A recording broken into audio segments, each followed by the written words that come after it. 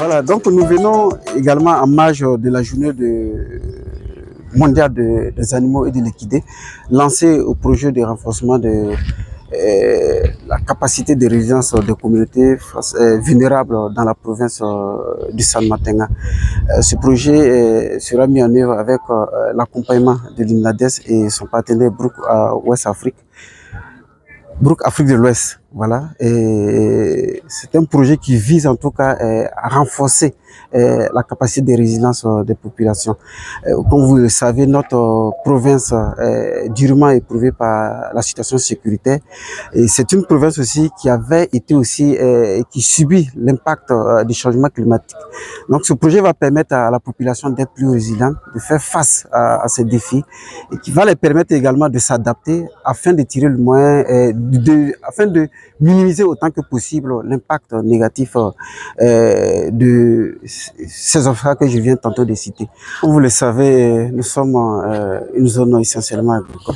Voilà. Et quand on sait aussi que la plupart des ménages ici ont comme moyen de déplacement d'abord l'âne, et en plus de là, l'âne aussi est utile pour les activités quotidiennes, dont l'agriculture, le transport et le déplacement. Donc pour nous, c'est vraiment cette initiative de protéger l'espèce l'âne qui est en voie de disparition est une bonne initiative. Parce que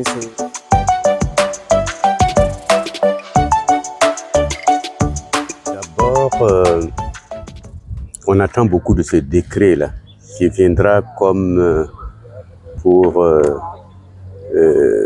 couronner tout un ensemble d'efforts de faits pour préserver donc les équidés, notamment les ânes.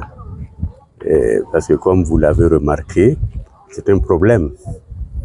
C'est un problème national et notre pays même est situé, est au carrefour, est un pays de transition où des ânes viennent du Niger, du Mali et autres, il y a tout un corridor. Donc, il faudrait que le Burkina Faso puisse prendre des mesures, notamment ce fameux projet de loi-là, pour permettre donc d'appliquer donc les décisions que les populations souhaitent avoir. Vous voyez, vous avez remarqué que tout le monde parle de l'importance de l'âne dans la vie des paysans. Il y a même un paysan qui a dit que finalement, l'âne, c'est comme le premier fils donc du chef de ménage, parce qu'il fait tout. Les récoltes, le transport, etc. Donc, il faut préserver cette espèce-là. Et donc, le décret, ça serait vraiment le couronnement pour permettre donc la mise en œuvre de tous ces efforts-là et permettre d'indiquer donc le problème. Donc on attend beaucoup, mais parallèlement, nous allons travailler avec les communautés pour qu'au niveau des villages, au niveau des communes, au niveau de la région, bon, des mesures soient prises justement pour préserver cette espèce. Parce que si on vous voyez, bon, nous, la porte d'entrée, ça a toujours été l'âne, mais on s'est aperçu qu'il faut dépasser ça. Il faut développer les moyens d'existence des communautés. Ouais, si on ne développe pas les moyens d'existence, les gens seront tentés par la pauvreté et de vendre leurs ânes pour pouvoir survivre. Donc la protection de l'âne est intimement liée à toute une démarche et une politique d'amélioration des conditions d'existence. Ça va ensemble. C'est des points quand même où les activités concernant les équidés sont assez intenses et où les risques sont là. Et je pense que si on arrive à résoudre le problème au niveau du Salmantinga ou du Passeré, bon, on va bloquer donc la catastrophe qui risque de passer par ces régions-là pour toucher d'autres régions.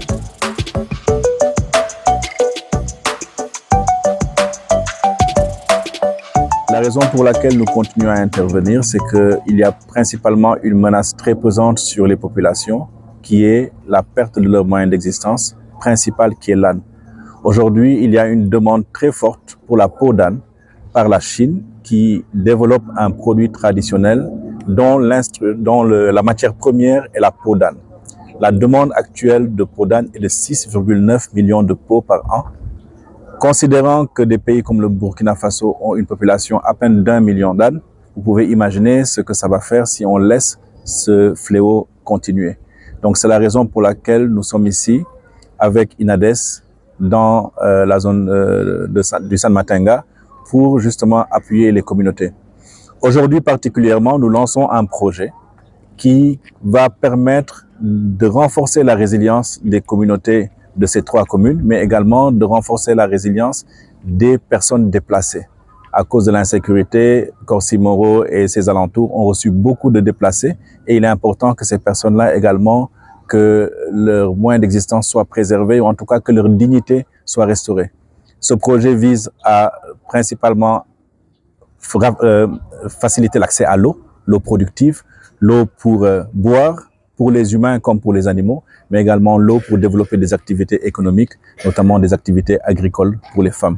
Il y a également un côté institutionnel très important parce que ce projet va aider les communes à développer des moyens de faire face aux risques de catastrophe en développant des plans de mitigation par rapport aux risques existants.